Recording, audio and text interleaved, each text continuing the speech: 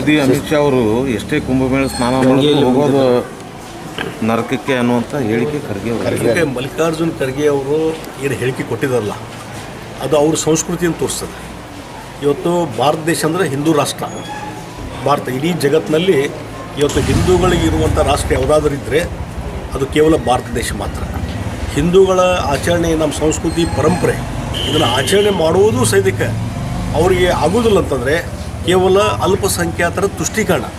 ಇವತ್ತು ಅಲ್ಪಸಂಖ್ಯಾತರು ಯಾವುದೋ ಮಕ್ಕಾಗೆ ಹೋಗ್ತಾರೆ, ಹಾಗೆ ಅಲ್ಲಿ ಹೋದರೂ ಅಲ್ಲಿ ಯಾಕೆ ಹೋದ್ರೆ ಅಂತ ಯಾಕೆ ಕ್ವಶನ್ ಮಾಡೋದಿಲ್ಲ ಖರ್ಗೆಯವರು.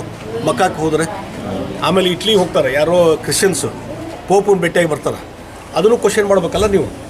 ಅದನ್ನು ಕ್ವಶನ್ ಮಾಡೋದು ಅಲ್ಪಸಂಖ್ಯಾತರ ವಿಚಾರಗಳ ಬಗ್ಗೆ, ಅವರ ಧಾರ್ಮಿಕ ವಿಚಾರಗಳ ಬಗ್ಗೆ ನೀವೇನು ಕ್ವಶನ್ ಮಾಡೋದಿಲ್ಲ. ಆದರೆ ಹಿಂದೂಗಳ ಬಗ್ಗೆ, ಧಾರ್ಮಿಕ ಆಚರಣೆ ಬಗ್ಗೆ ಇದು ಲಕ್ಷಾಂತರ ಜನ ಹೋಗ್ತಾರೆ, ಅಲ್ಲಿ ಕೋಟ್ಯಾಂತರ ಜನ ಹೋಗ್ತಾರೆ.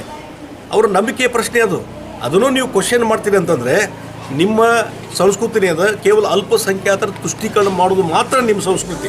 ಹೀಗಾಗಿ ಆ ಹಿನ್ನೆಲೆಯಲ್ಲಿ ಮಲ್ಲಿಕಾರ್ಜುನ್ ಖರ್ಗೆ ಹಿಂದೂ ಸಮಾಜಕ್ಕೆ ಒಂದು ಅಪಮಾನ ಮಾಡಿದ್ದಾರೆ. ಅದನ್ನು ಖಂಡಿಸ್ತಾ ಇದ್ದೇನೆ.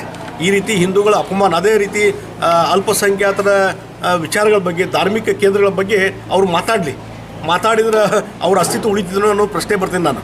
ಹೀಗಾಗಿ ಈ ಖರ್ಗೆ ಅವರು ಇದೆಲ್ಲ ಅರ್ಥ ಮಾಡ್ಕೋಬೇಕು ಮತ್ತು ಇದಕ್ಕೆ ಯಾವುದೇ ರೀತಿ ವ್ಯಂಗ್ಯವಾಗಿ ಮಾತಾಡುವಂಥದ್ದು ನಿಲ್ಲಿಸ್ರಿ. ಹಿಂದೂಗಳ ಭಾವನೆಗೆ ಧಕ್ಕೆ ತರುವಂಥ ಕೆಲಸ ಖರ್ಗೆ ಅವ್ರು ಮಾಡಬಾರ್ದು ಅಂತ ನಾ ಹೇಳ್ತೇನೆ. ಈ ವಿಡಿಯೋ ನಿಮಗೆ ಇಷ್ಟವಾದಲ್ಲಿ ಲೈಕ್ ಮಾಡಿ, ಶೇರ್ ಮಾಡಿ, ಸಬ್ಸ್ಕ್ರೈಬ್ ಮಾಡಿ.